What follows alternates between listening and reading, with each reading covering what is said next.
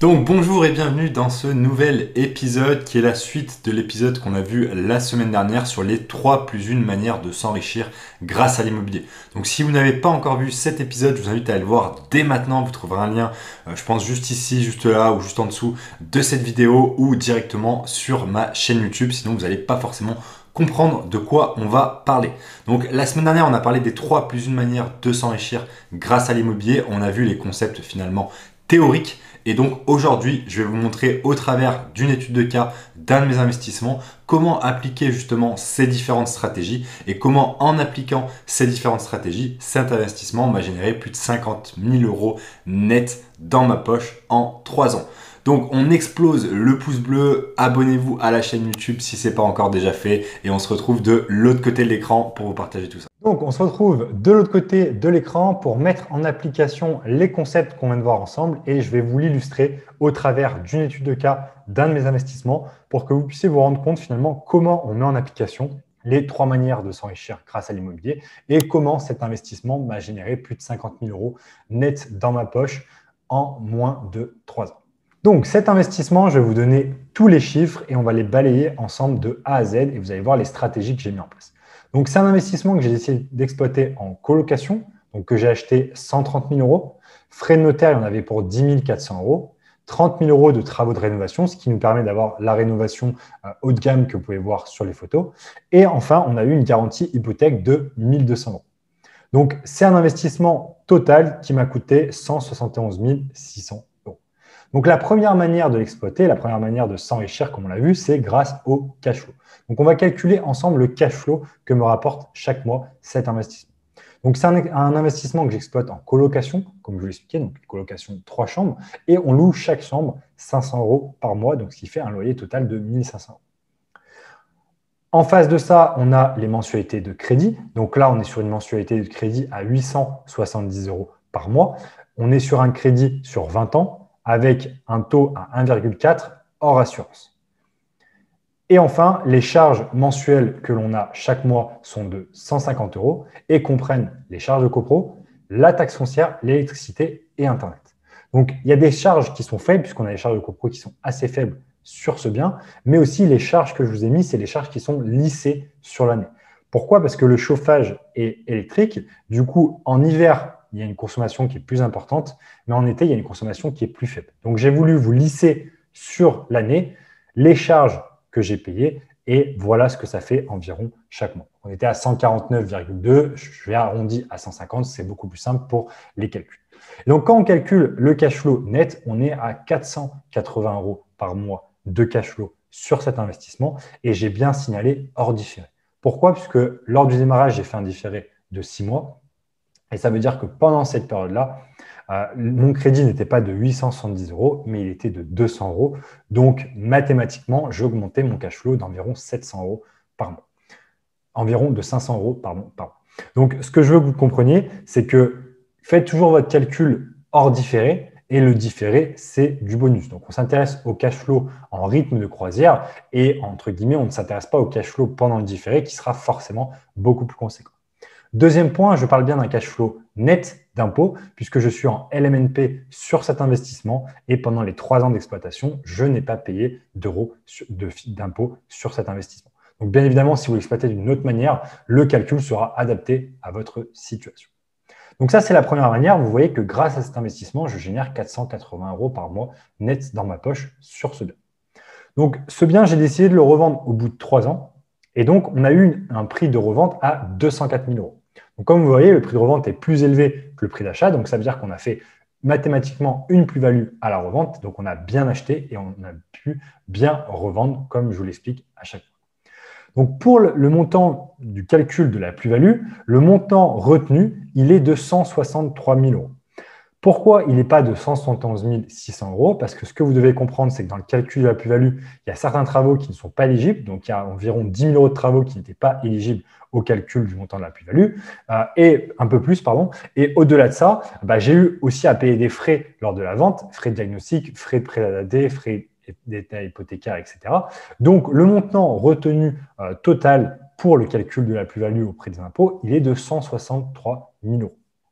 Donc ensuite, on va calculer la plus-value qui va être imposée. Donc la plus-value, c'est 204 000 moins ce montant retenu, donc 163 000. Donc ça fait une plus-value de 41 000 euros, sur lequel vous allez avoir un taux d'imposition, comme je l'ai expliqué, à 36,2%.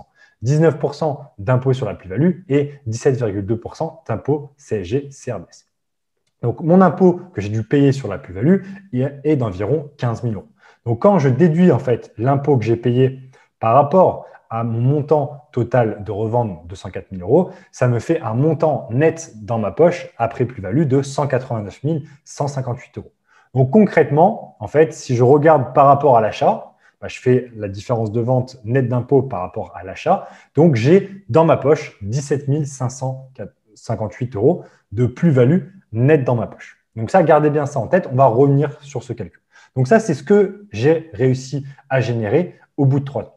Donc, rappelez-vous, quand je vous ai expliqué, sur cet investissement, si je l'avais voulu le revendre dès le départ, j'aurais pu revendre 150 000 euros et j'aurais été imposé pareil à 36,2%. Et donc, vous voyez que le montant que j'aurais récupéré à l'époque était beaucoup plus faible que le montant que je récupère maintenant. Donc, c'est pour ça que j'ai décidé de ne pas le revendre directement, mais c'est aussi parce qu'il m'a généré du cash flow et aussi parce que, comme vous allez pouvoir le voir, j'ai amorti ce bien, donc j'ai récupéré beaucoup plus d'argent. Donc ça, c'est ce que m'a généré la plus-value. Et la troisième manière de s'enrichir qu'on avait ensemble, c'est grâce à l'amortissement. Donc là, je vous ai mis le tableau d'amortissement. Donc, comme vous pouvez le voir, en 2018, donc 161 600 euros. Donc, j'ai arrondi pour qu'on n'ait pas les 63,97. Ça ne changera bien évidemment pas grand-chose dans le calcul. Et c'est un investissement qu'on a revendu en octobre à 155 000 euros environ.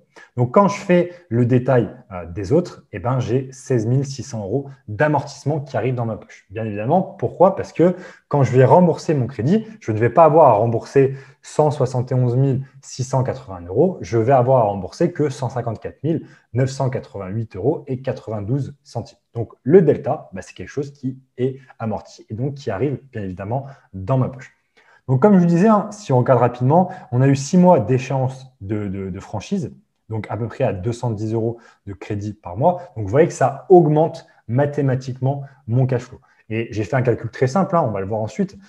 Au lieu d'avoir 870 euros, j'ai 210 euros, ce qui nous fait 660 euros de décalage. Donc, ça fait à peu près sur 6 mois, à peu près 3 600 euros en plus qui s'additionnent au montant du cash flow que je génère chaque mois. Donc, si on regarde maintenant le gain total généré sur la durée du projet. Donc, on a quoi? On a cash flow net sur 3 ans. Donc, 480 euros par mois x 12 x 3, ce qui nous fait 17 280 euros net d'impôt. La plus-value, on l'a calculé ensemble, 17 558 euros net d'impôt. Et enfin, l'amortissement du capital, donc 16 600 euros.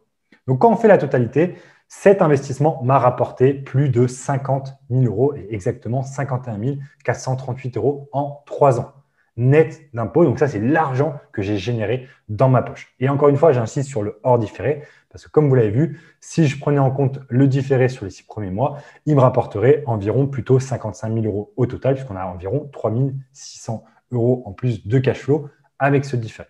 Donc, je ne sais pas si vous vous rendez compte, mais plus de 50 000 euros en 3 ans, c'est quelque chose d'assez incroyable. Dites-moi, qu'est-ce que vous feriez? Voilà, ça m'intéresse. Dites-moi dans les commentaires, qu'est-ce que vous feriez avec ce type de montant? Comment vous l'utiliserez par la suite? Donc voilà, je voulais vous montrer comment on peut combiner en fait les 3 manières de s'enrichir avec l'immobilier pour créer la 4e manière qui est finalement la somme des autres manières pour gagner de l'argent et mettre en place des stratégies qui nous permettent de nous enrichir sur différents volets. Et le dernier paradigme, et je vous avais dit de rester jusqu'à la fin de la vidéo, c'est que je voudrais que vous compreniez, et on le voit ensemble sur les calculs, que finalement, la part de cash flow dans le gain généré, en fait, elle est quasiment d'un tiers par rapport à la plus-value et à l'amortissement du capital. Ça veut dire quoi? Ça veut dire qu'en fait, la plus-value latente et l'amortissement du capital m'a rapporté plus de 50% que ce que m'a rapporté mon cash flow. Donc, c'est pour ça que je vous disais, attention au cash flow. Le cash flow, c'est intéressant, mais ne misez pas tout sur le cash flow. Achetez au bon prix, c'est ce qui va vous permettre de faire une plus-value à la revente et aussi miser sur la durée parce que c'est comme ça que vous allez pouvoir amortir du capital. Et je pense que je vous ferai une autre vidéo à ce sujet, mais On va s'intéresser dans une autre vidéo à faire cette étude de cas et non pas se dire je fais l'investissement sur 20 ans, mais je fais l'investissement sur 15 ans. Et en fait, vous allez vous rendre compte que certes, mon cash flow est plus faible parce que j'aurai plus de mensualités de crédit, mais par contre, j'amortirai plus de capital. Et donc, ça sera intéressant de voir le ratio. Est-ce qu'il vaut mieux le faire sur 15 ans? Est-ce qu'il vaut mieux le faire sur 20 ans dans la totalité? Alors, encore une fois, attention, ne me faites pas dire ce que je n'ai pas dit. Il ne faut pas forcer. Si vous faites que des investissements patrimoniaux, bien évidemment, vous n'allez pas générer de cash flow chaque mois dans votre poche et donc vous n'allez pas pouvoir vous créer des revenus complémentaires et potentiellement vivre de l'immobilier comme vous le souhaitez. Là, si j'avais dû attendre 3 ans avant de vendre ce bien et de récupérer mon investissement, pendant les 3 années qui ont précédé, je n'aurais pas pu vivre de l'immobilier, je n'aurais pas pu exploiter mes biens d'une autre manière que ce soit. Donc ça, c'est important de le prendre en compte dans la totalité, de prendre en compte les différentes stratégies pour voir la stratégie qui est la plus adaptée pour vous. Si vous êtes potentiellement sur une stratégie de vous voulez vous créer des revenus complémentaires dès maintenant, une stratégie de cash flow peut être intéressante. Alors que si, entre guillemets, vous voyez l'immobilier comme plutôt quelque chose d'à côté, un investissement sur le moyen long terme, alors peut-être que c'est plus intéressant de réduire la durée de son crédit pour avoir une mensualité de crédit qui est plus importante. Vous allez certes avoir moins de cash flow, mais par contre, vous allez avoir beaucoup plus d'amortissement du capital. Et quand vous allez revendre votre investissement, là, l'argent généré, l'argent récupéré sera beaucoup plus conséquent. Mais voilà, ça, encore une fois, ça dépend de votre profil, ça dépend de votre personnalité et de vos objectifs. Si vous souhaitez qu'on échange ensemble à ce sujet-là, n'hésitez pas à réserver un créneau stratégique avec moi ou un membre de mon équipe et on verra qu'est-ce qu'on peut mettre en place et comment on peut vous accompagner. Mais gardez bien en tête qu'il faut optimiser les 3 manières, les 3 stratégies d'investissement pour augmenter la rentabilité générale de votre investissement. Voilà, donc j'espère que cette vidéo vous a plu. N'hésitez pas à me dire dans les commentaires quelle manière, quelle stratégie d'investissement vous utilisez pour vous enrichir grâce à l'immobilier. Est-ce que vous êtes plutôt cash flow? Est-ce que vous êtes plutôt création de patrimoine avec l'amortissement? Est-ce que vous êtes plutôt directement sur de l'achat-revente? Est-ce que vous combinez les 3 manières d'investir? Donc dites-moi dans les commentaires où vous en êtes sur vos investissements. En tout cas, j'espère que cette vidéo vous a plu. Si elle vous a plu, n'hésitez pas à mettre un petit pouce bleu. Ça me permettra d'avoir un meilleur référencement sur YouTube et ça motivera à vous continuer à vous apporter un max de contenu. Abonnez-vous à la chaîne YouTube aussi si ce n'est pas déjà fait. Et vous pouvez télécharger dès maintenant vos accès à la masterclass offerte. Vous avez dans la barre de description le lien pour vous inscrire. Et vous saurez comment finalement j'ai pu créer mon patrimoine immobilier en investissant à 100% à distance et surtout en trouvant tous mes investissements directement sur les sites d'annonces en ligne et sans réseau. Je vous souhaite une excellente fin de journée ou une très bonne soirée en fonction de l'heure à laquelle vous regardez cette vidéo et je vous dis à la semaine prochaine pour une nouvelle vidéo.